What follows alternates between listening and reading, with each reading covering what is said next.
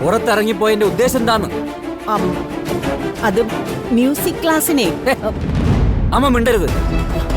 ഞാൻ നേരിട്ട് കണ്ട കാര്യ ചോദിക്കുന്നത്.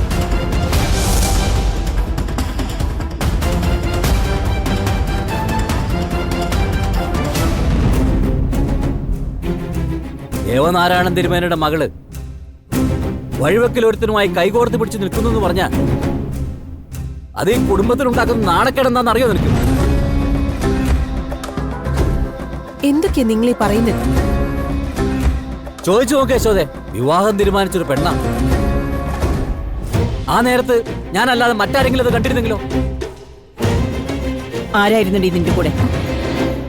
ചോദിച്ചത് കേട്ടില്ലേ? അത് ശരത്തായിരുന്നു മുത്തശ്ശി. മനസ്സിലായില്ലേ? ഇവിടെ സിനിമാ നടിയാക്കിക്കൊള്ളാന്ന് പറഞ്ഞ് ഉണ്ണാവൃതം എടുത്ത് നടക്കുന്ന ഒരുത്തരില്ലേ അവൻ. എന്താ മോളെ നീ കാണിക്കുന്നേ? ഈ നാട്ടുകാർ മുഴുവൻ അച്ഛനെ ബഹുമാനിക്കുന്നല്ലേ? അത് നീ ആലോചിക്കണ്ടേ? അതിന് അവൾക്കെന്താ? സ്വന്തം ഇഷ്ടം നടക്കണം.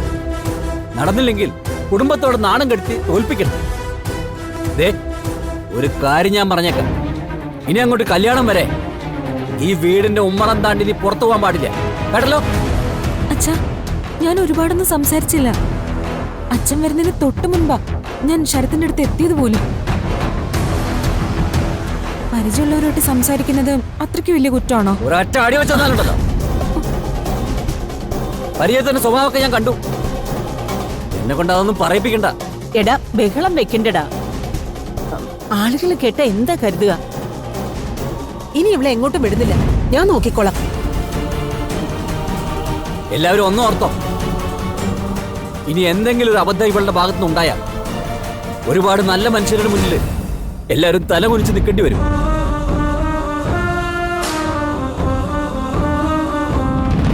എന്ത് കാര്യത്തിന് ഞാനാ നിനക്ക് കൂട്ടു നിൽക്കുന്നതെന്ന് ഇവിടെ ഉള്ളവര് പറയുന്നേ. പക്ഷെ ഒരു കാര്യം നീ ഉറപ്പിച്ചു, ഇനി ഒരു കാര്യത്തിനും എന്നോട് നീ അനുവാദം ചോദിക്കണ്ട, കിട്ടില്ല.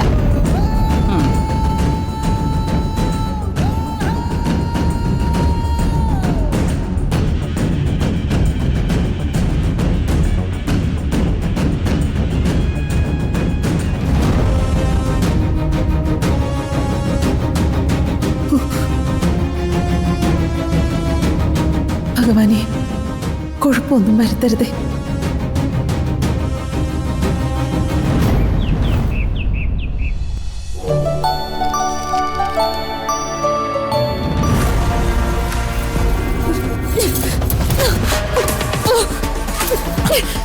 കൽപ്പന, വേണ്ട കൽപ്പന,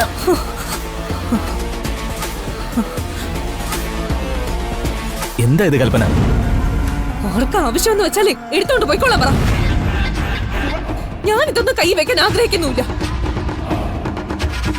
അതിന് ഈ ആഭരണങ്ങൾ ആരെങ്കിലും ചോദിച്ചോ? ഈ ആഭരണങ്ങൾ ആരും ചോദിച്ചില്ല.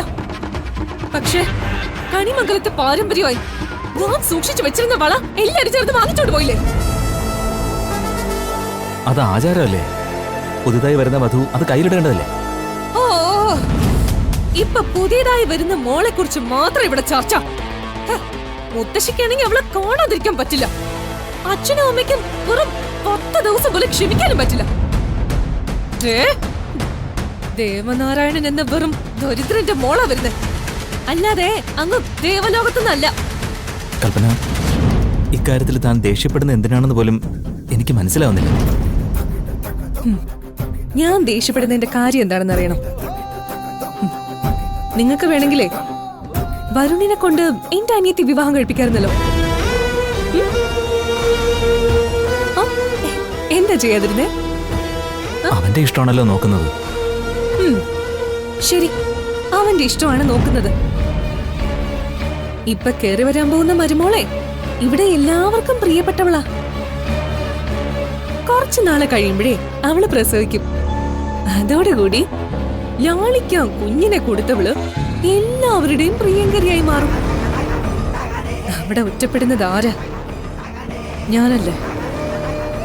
എന്തിനാ താൻ ഇങ്ങനെയൊക്കെ ചിന്തിക്കുന്നത്? ഞാൻ ചിന്തിക്കും. ദേവനാരായണന്റെ വീട്ടില് വിവാഹം ഉറപ്പിക്കാൻ പോയപ്പോ മുത്തശ്ശി പറഞ്ഞ വാക്ക് ഓർമ്മയുണ്ടോ? ലാളിക്കാൻ ഒരു കുഞ്ഞിനെ കൊടുക്കാൻ എനിക്കും നിങ്ങൾക്കും ഭാഗ്യമില്ലാതെ പോയെന്ന്. ദേ ആർക്കാ ഭാഗ്യക്കേട്? എനിക്കാണോ? ഒന്നിനും ശേഷിയില്ലാതെ നിങ്ങൾ ഈ വീൽ ചെയറിൽ ഇരിക്കുന്നുണ്ടല്ലേ? ഞാനൊരു അമ്മയാവാത്തത് അതിന്റെ പേരിലുള്ള മാനക്കേട് ചുമക്കുന്നേ. കൽപ്പന, എന്നെ കൊണ്ട് അധികം ഒന്നും പറയിപ്പിക്കരുത്. എന്റെ അനുജത്തിയാണ് വരുണിന്റെ ഭാര്യയായിട്ട് വരുന്നെങ്കിൽ ഒരുപക്ഷെ ഞാൻ എന്തും സഹിക്കുമായിരുന്നു.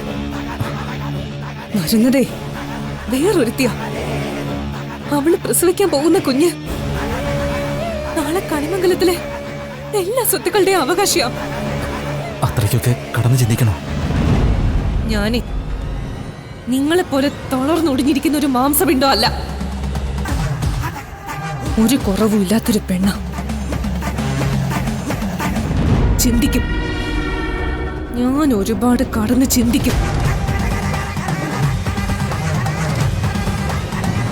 ഒരു കാര്യം നിങ്ങൾ ഓർത്തോ, ഈ കൽപ്പനയെ ഒറ്റപ്പെടുത്താൻ ഇവിടെ ആർക്കെങ്കിലും ഉദ്ദേശം ഉണ്ടെങ്കിൽ ഞാൻ വിട്ടുകൊടുക്കില്ല. അച്ഛനല്ല, ഇനി മുത്തശ്ശിയായാലും പറയാനുള്ളത് മുഖത്ത് നോക്കി പറയാൻ ഈ കൽപ്പനയ്ക്കറിയാം. കൽപ്പന, കൽപ്പന നിക്ക്. ഞാൻ പറയുന്നൊന്ന് കേക്ക്. കൽപ്പന, വന്നു കയറുന്നവൾക്ക് എനിക്കുള്ള അവകാശം എന്താണെന്ന് വ്യക്തമായി ഞാൻ ഇവിടെയുള്ള എല്ലാരെ കൊണ്ടും പറയിപ്പിച്ചിരിക്കും. കൽപ്പന പോലെ, കൽപ്പന പോരുത്. കൽപ്പന, ഞാൻ പറയുന്നൊന്ന് കേൾക്ക്. കൽപ്പന, അച്ഛാ, കൽപ്പന, എനിക്ക് ചില കാര്യങ്ങൾ പറയാനുണ്ട്. ഞാൻ പറയട്ടെ. എന്നെ വിടാനല്ലേ പറഞ്ഞ? ഞാൻ പറയുന്നൊന്ന് കേൾക്ക്. എന്താ ഇവിടെ? എന്താ മോനെ, എന്താ കാര്യം? മോനെ,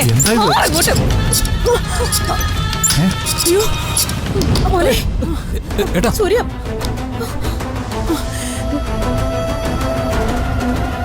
ഏട്ടാ, ഏട്ടന് കുഴപ്പമൊന്നുമില്ല. ഏയ് ഇല്ല.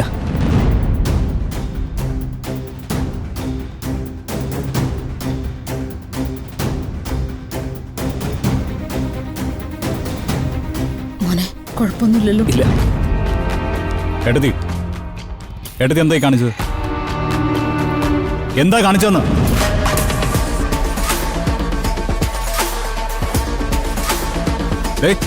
തളർന്നിരിക്കുന്ന എന്റെ ഏട്ടന് കയ്യും കാലും ആവേണ്ടവളാണ് ഏട്ടത്തി. ഏട്ടൻ എന്തെങ്കിലും സംഭവിച്ചിരുന്നെങ്കിൽ ആര് സമാധാനം പറയുമായിരുന്നു? വീൽ ചെയറിലാണ് ഇരിക്കുന്നതെന്ന ബോധം നിന്റെ ഏട്ടനും വേണം.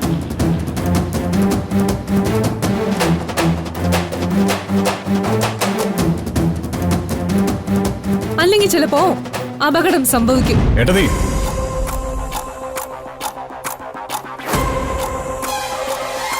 ചിലപ്പോ ചത്തെന്നും വരും. ഏട്ടത്തി, നിങ്ങളെ ഞാൻ ഒരുപാട് ബഹുമാനിക്കുന്നുണ്ടാ ഇതിന് തക്ക മറുപടി ഞാൻ പറയാത്തത്. ഇനി എന്റെ ഏട്ടനെ കുറിച്ച് എന്തെങ്കിലും ഒരു വാക്ക് ആക്ഷേപിച്ച് പറഞ്ഞു കഴിഞ്ഞു. അച്ഛനൊന്നും കാണുന്നില്ലേ? ഞാനെല്ലാം കാണുന്നുണ്ട്. കാണാൻ തുടങ്ങിയിട്ട് വർഷങ്ങളായി. പക്ഷേ കണ്ണടച്ച് ശീലിക്കുക. എന്തുകൊണ്ടാണെന്നറിയാമോ? എൻ്റെ മകന് കുറവുകൾ ഉണ്ടെന്നുള്ള യാഥാർത്ഥ്യം ഉൾക്കൊള്ളുന്നതുകൊണ്ടാണ്.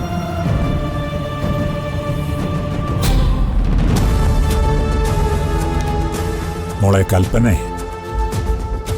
അഹങ്കരിച്ചും മതിച്ചും നടക്കുന്നവർക്ക് പോലും നൂൽ വണ്ണമില്ലാത്തൊരു ഞരമ്പ് തെറ്റിയാൽ സമനില തെറ്റുകയോ തളർന്നു വീഴുകയോ ഒക്കെ ചെയ്യാം. നടുനിവർത്തി നിൽക്കുന്നതിന്റെ പേരിൽ അഹങ്കരിക്കരുത്. തളർന്നു പോയവരെ ആക്ഷേപിക്കരുത്. മോളെ, നിനക്ക് ഞങ്ങൾ ഒരു കുറവും വരുത്തുന്നില്ലല്ലോ. നിന്നെ ഞങ്ങൾ എല്ലാവരും മനസ്സറിഞ്ഞ് സ്നേഹിക്കുന്നില്ലേ? എന്നിട്ട് നിനക്കെന്താ എല്ലാവരോടും നന്നായി പെരുമാറാൻ പറ്റാത്തത്? അതെങ്ങനെ പറ്റും? ആ ശീലങ്ങളെ വന്നു കയറിയ വീട്ടിൽ നിന്നല്ലല്ലോ പഠിക്കേണ്ടത്, വരുന്ന വീട്ടിൽ നിന്നല്ലേ. അവരത് പഠിപ്പിച്ചിട്ടില്ല. മതി. എന്റെ കുടുംബക്കാര് എന്നെ ഒന്നും പഠിപ്പിച്ചിട്ടില്ല. യോഗ്യത ഒന്നും തന്നെ എനിക്കില്ല.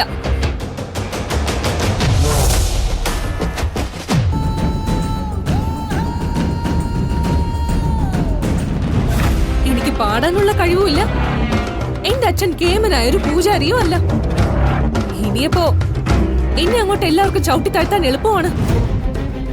പക്ഷെ അങ്ങനെ ചെയ്യുമ്പോഴും എല്ലാവരും ഒന്ന് ഓർത്തോണം, ഞാനല്ലാതെ മറ്റാരും ഈ ഭാരം ചുമക്കില്ല, ഒരു പെണ്ണും ചെയ്യില്ല.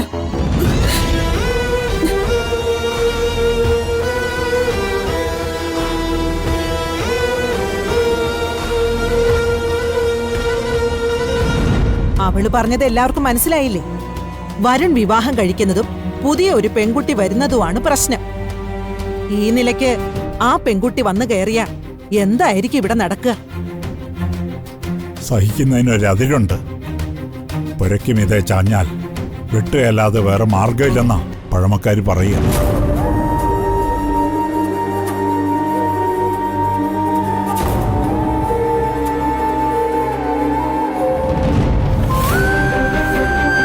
മോനെ, ഇതൊന്നും കേട്ട് നീ വിഷമിക്കില്ലേ? ഏയ്, എനിക്കൊരു വിഷമമില്ലമ്മേ.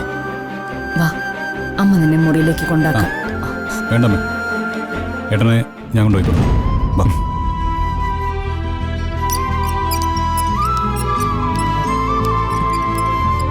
ദൈവം എന്തിനാ എന്റെ കുഞ്ഞിനോട് ഇത്രയും ക്രൂരത കാണിച്ചത്? നമ്മുടെ മുൻപിൽ കരയുന്നില്ലെങ്കിലും അവന്റെ ഉള്ളു കലങ്ങി മറിയുന്നുണ്ട്.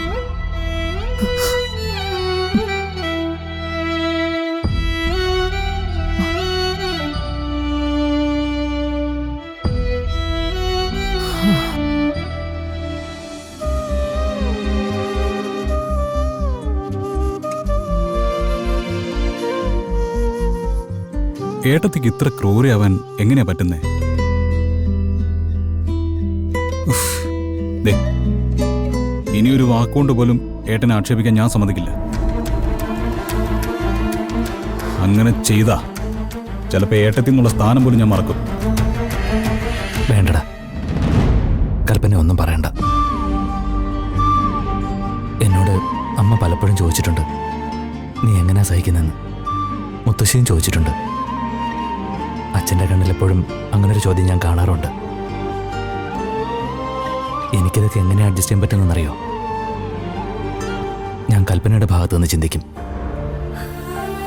നീ അവളുടെ അവസ്ഥ ഒന്ന് ആലോചിച്ച് നോക്ക്.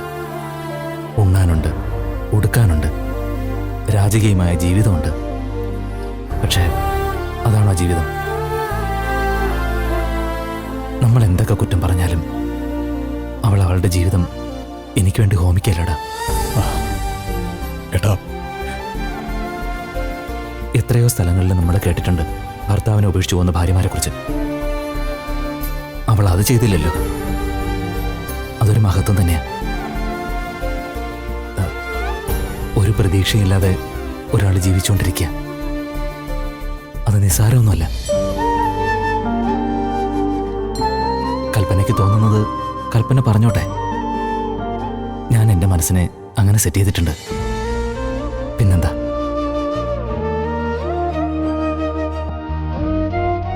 പിന്നെ പ്രിയങ്ക വരുമ്പോ കൽപ്പന പോരടിക്കുമെന്ന് കരുതി നീ പേടിക്കണ്ട. പ്രിയങ്ക നല്ല കുട്ടിയാ. അവൾക്ക് എല്ലാവരോടും നന്നായി പെരുമാറാൻ പറ്റും. ഒരുപക്ഷെ അവളുടെ വരവോടെ കൽപ്പനയ്ക്ക് മാറ്റം സംഭവിക്കും. നീ എന്നെ സ്നേഹിക്കുന്നത് പോലെ പ്രിയങ്ക കൽപ്പനയെ സ്നേഹിക്കാൻ തുടങ്ങിയ കൽപ്പന ചേഞ്ച് ആവും. ആ അനുജത്തിയുടെ വരവിന് ഒരുപാട് പ്രതീക്ഷകളുണ്ട് ഏട്ടന്, അല്ലേ? ഉണ്ടടാ. നിനക്കൊരു ഭാര്യ വരെയല്ലേ? നിങ്ങളൊരു നല്ല ജീവിതം തുടങ്ങുക. എന്നിട്ട് നിങ്ങൾക്കൊരു കുഞ്ഞുണ്ടാകുമ്പോൾ അതിനെ കൊണ്ടുവന്ന് ഏട്ടൻ്റെ മടിയിലിരുത്തി തരണം. ഞാൻ നോക്കിക്കൊള്ളാം, എൻ്റെ കുഞ്ഞിനെ പോലെ.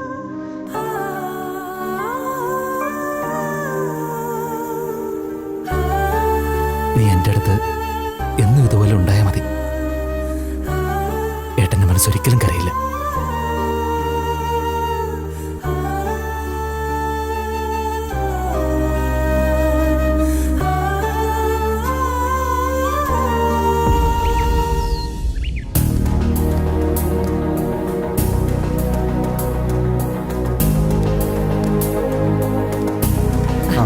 Good morning good morning madam.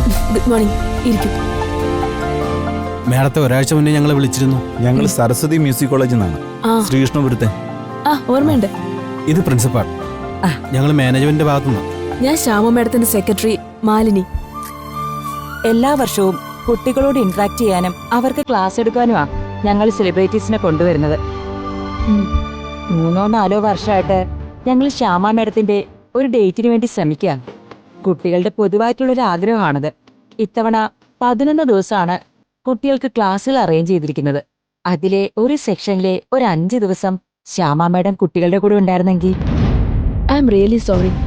Shyama മാഡത്തിന് കമ്മിറ്റ് ചെയ്തിരിക്കുന്ന പ്രോഗ്രാമുകൾ ഒരുപാടുണ്ട്. 5 ദിവസമല്ല, ഒരു ദിവസം പോലും അതിൽ നിന്ന് എടുക്കാൻ പറ്റില്ല. അയ്യോ മാഡം, അങ്ങനെ പറയരുത്. ശ്യാമ മാഡത്തെ പോലെ അംഗീകാരം നേടി ആസ്വാദകരുടെ മനസ്സിൽ നിലനിൽക്കുന്നവരാണല്ലോ കുട്ടികൾക്ക് ഏറ്റവും വലിയ പ്രചോദനം. ഞങ്ങൾക്ക് മാഡത്തിനോടൊന്ന് നേരിട്ട് സംസാരിക്കാൻ കഴിഞ്ഞാ.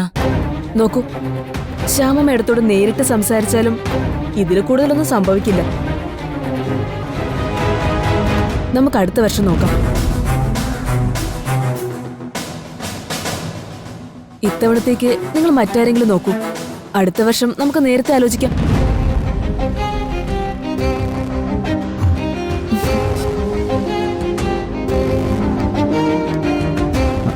നമസ്കാരം. ഇരിക്കും. മാഡം, ഇവര് വന്നിരിക്കുന്നത് ഒരിക്കലും പോസിബിൾ അല്ലാത്തൊരു ആവശ്യത്തിനാണ്. ഞാൻ കേട്ടു. മറ്റൊന്നും തോന്നരുത് കേട്ടോ. പ്രോഗ്രാംസ് എല്ലാം ചാർട്ട് ചെയ്യുന്നത് മാലിനി തന്നെയാ. പക്ഷേ നിങ്ങളുടെ ആവശ്യം പൂർണ്ണമായിട്ട് ഞാൻ തള്ളിക്കളയുന്നില്ല. ഏതെങ്കിലും ഒരു ദിവസം ഞാൻ പങ്കെടുക്കാം. കുട്ടികളുമായിട്ട് ഇന്ററാക്ട് ചെയ്യുകയും ചെയ്യാം.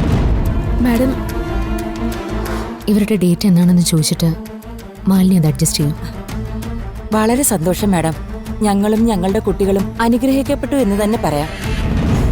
അങ്ങനെയൊന്നും പറയണ്ട. സംഗീതം ഉപാസനയായിട്ട് സ്വീകരിച്ച കുട്ടികളല്ലേ. ഞാൻ അതുകൊണ്ട് നേടിയതിലൊരു പങ്ക് അവർക്ക് കൊടുക്കുന്നതിൽ തെറ്റൊന്നുമില്ല. ഞാൻ വരാം. ഓ ശരി മാഡം, എന്നാ പിന്നെ ഞങ്ങൾ ഇറങ്ങട്ടെ. Okay madam.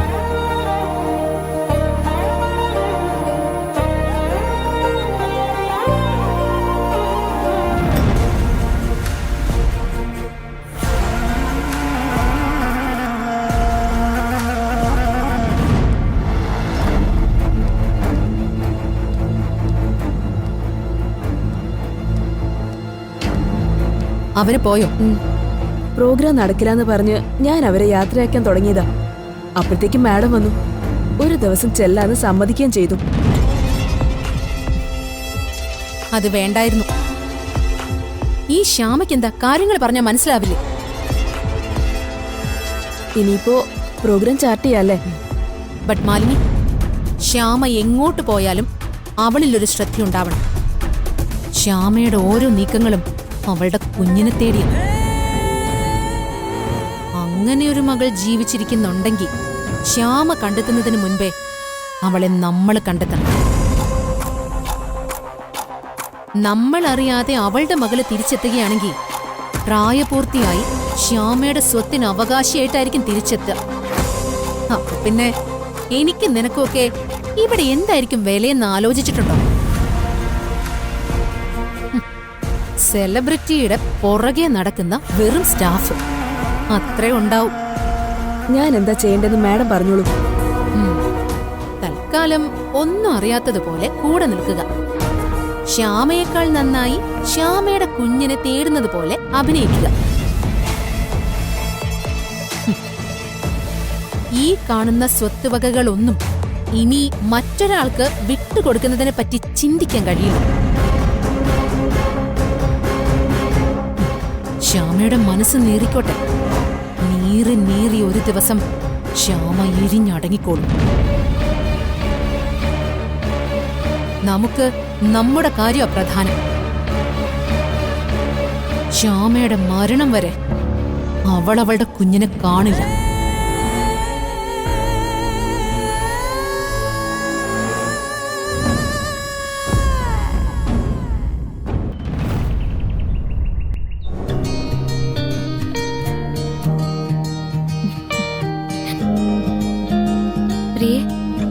കോളേജിലെ ഫംഗ്ഷൻ ആരാ വരുന്നെന്ന് ഫിക്സ് ചെയ്തോ?